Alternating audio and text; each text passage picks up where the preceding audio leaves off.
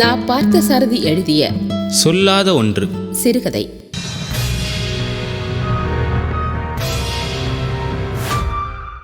நகரத்தின் ஒதுக்குப்புறமாக இருந்தது அந்த மைதானம். நாற்புறமும் இரும்பு வேலி, நடுவில் திண்ணை போல் அகன்ற உயரமான ஒரு சிமெண்ட் மேடை. மைதானத்தின் பின்புறம் சேரும் சகதியுமாக இருந்த பள்ளத்தில் 7-8 குடிசைகள். அவைகளிலும் மனித உயிர்கள் குடியிருக்கின்ற விந்தையை உலகத்துக்கு சொல்வது போல சமையல் செய்யும் அடுப்பு புகை சுருள்கள் கூரைக்கு மேல் படர்ந்து வெட்ட வெளியில் கலந்து கொண்டிருந்தன. அது அந்த ஊர் நகர சபையாருக்கு சொந்தமான மைதானமே. அந்த சிமெண்ட் மேடை கூட நகர சபையார் கட்டியதுதான். பொதுக்கூட்டங்கள் போடுகிறவர்கள் அதற்கென்று நகர சபையார் நிர்ணயித்திருக்கும் பணத்தை கட்டி முன் அனுமதி வாங்கி கொண்டால் அந்த இடத்தில் கூட்டம் நடத்தலாம்.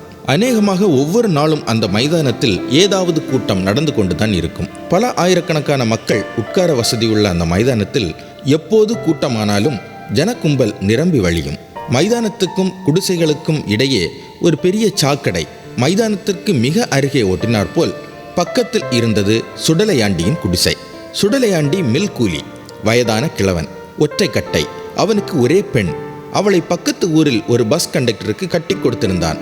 ஒரு பேத்தி பிறந்து 6-7 வயது சிறுமியாக வளர்ந்திருந்தாள். கிழவனை பார்ப்பதற்காக எப்போதாவது பேத்தியும் பெண்ணும் வந்து போவார்கள்.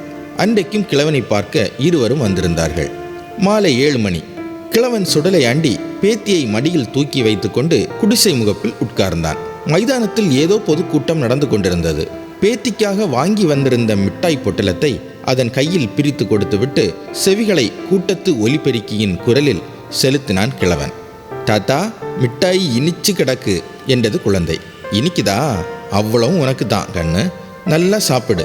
சிறுமி எதையோ கவனித்து மோந்து வாசனை தெரிந்து கொண்டவள் போல் முகத்தை சுளித்தாள். திடீரென்று மிட்டாய் பொட்டலத்தை கீழே போட்டுவிட்டு 2 கைகளாலும் மூக்கை இறுக்கி பிடித்து கொண்டாள். என்ன கண்ணு, ஏன் என்றான் கிழவன். ஒரே நாத்தமா இருக்குது தாத்தா என்றது சிறுமி. நாத்தமாவது ஒன்னாவது எனக்கு தெரியலையாம்மா. இல்லை தாத்தா, நாறுது பிடிவாதமாக சொன்னாள். ஒன்று நாராது, நீ மிட்டாயை தின்னு. கிழவன் மிட்டாய் பொட்டலத்தை கீழே இருந்து சிறுமியின் கையில் எடுத்து கொடுத்து விட்டு பேச்சை கேட்பதில் கவனம் செலுத்தினான். சொற்பொழிவாளர் ஆவேசமாக பேசி கொண்டிருந்தார். தாத்தா தாத்தா, அதோ பாரு. சிறுமி அவருடைய கவனத்தை இழுத்தாள். எங்கே கண்ணு பார்க்க சொல்ற? அதோ அங்கே சாக்கடைக்கு அந்த பக்கமா மைதானத்து வேலியை ஒட்டினார் போல பாரு. அங்கே என்னவாம்?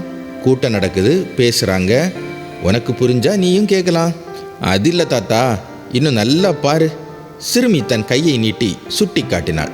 கிழவனுக்கு கண் பார்வை கொஞ்சம் மங்கல். குழந்தை சொல்கிறாளே, ஒன்றுமில்லாமல் சொல்ல மாட்டாள் என்று அவளை மடியிலிருந்து கீழே இறக்கிவிட்டு 4-5 அடி முன்னால் நடந்து போய் உற்று பார்த்தான். அந்த இடத்தில் ஒரு பெரிய நாய் செத்து கிடந்தது. கிழவன் நாற்றம் பொறுக்க முடியாமல் மூக்கை பிடித்தான். குழந்தைக்கு இருக்கும் அறிவு கூர்மையை வியந்து கொண்டான். குழந்தை இவ்வளவு சுலபமாக இந்த நாற்றத்தை உணர்ந்து கொண்டாளே, என் மூக்கில் மட்டும் இது ஏன் இவ்வளவு நாளிகை உரைக்கவில்லை? இப்படி தனக்குத்தானே நினைத்து கொண்ட போது அவனுக்கு வெட்கமாக இருந்தது. வெட்கம்தானே தவிர ஆச்சரியப்படவில்லை. காரணம், அங்கே அப்படி செத்து கிடப்பதெல்லாம் சர்வசாதாரணம், புதுமையல்ல. நாய் என்ன பிரமாதம்? சில சமயங்களில் மனிதர்களே அந்த நிலையில் கிடப்பது உண்டு.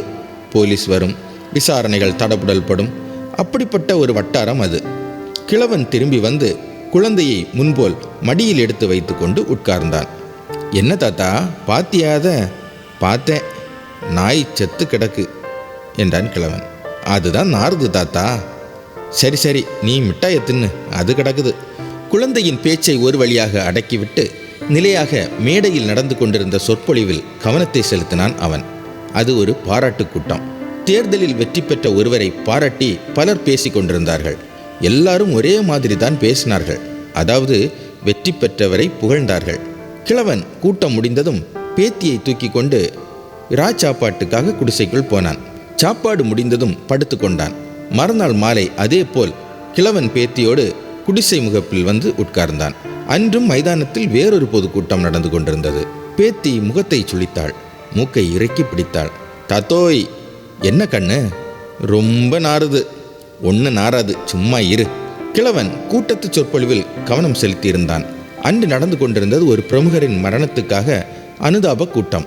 அவருக்கு பிறகு பூமியில் மனிதரே இல்லை. மனிதத்தன்மையே செத்துப்போய்விட்டது என்கிற தோரணையில் எல்லோரும் வருத்தத்துடன் பேசினார்கள். அன்றும் ஒரே புகழ்ச்சிதான். தாத்தா, அந்த நாய் இன்னும் அங்கேயே கிடக்கு, நாத்தம் வீட்டில் உட்கார விட மாட்டேங்குது.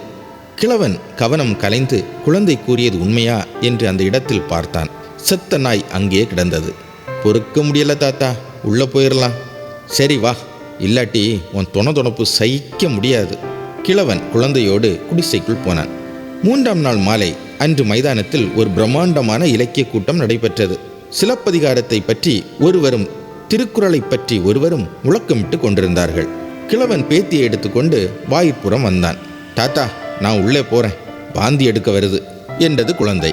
உண்மையாகவே குழந்தைக்கு குமட்டி உட்காளித்தது. 2 கைகளாலும் அவள் மூக்கு இருந்த இடத்தை மூடிக்கொண்டிருந்தாள். கிழவன் பார்த்தான். செத்த நாய் அங்கே கிடந்தது. அவனுக்கு மட்டும் நாராதா? ஆனால் அவனுக்கு நாற்றத்திலிருந்தே பழக்கம். அதனால் அது ஒரு கஷ்டம் அல்ல. ஒருவேளை பழக்கமில்லாத காரணத்தால் வாசனை அந்த கஷ்டத்தை உண்டாக்கினாலும் உண்டாக்கலாம். அன்று பாதி கூட்டம் நடந்து கொண்டிருந்த போதே குழந்தையோடு உள்ளே போய்விட்டான் கிழவன். 4ஆம் நாள் ஒரு தெருக்கூத்து நாடகம் அந்த மைதானத்தில் நடந்தது. கிழவன் ஆவலோடு வந்தான். பேத்தியும் வந்தாள். பாதியிலேயே வயிற்றை குமட்டி கொண்டு வந்தது சிறுமிக்கு. கிழவன் மடியிலேயே வாந்தி எடுத்து விட்டாள். கிழவன் பார்த்தான். செத்த நாய் அங்கே கிடந்தது. முழுதும் பார்க்காமலே குழந்தையோடு குடிசைக்குள் போய்விட்டான் கிழவன்.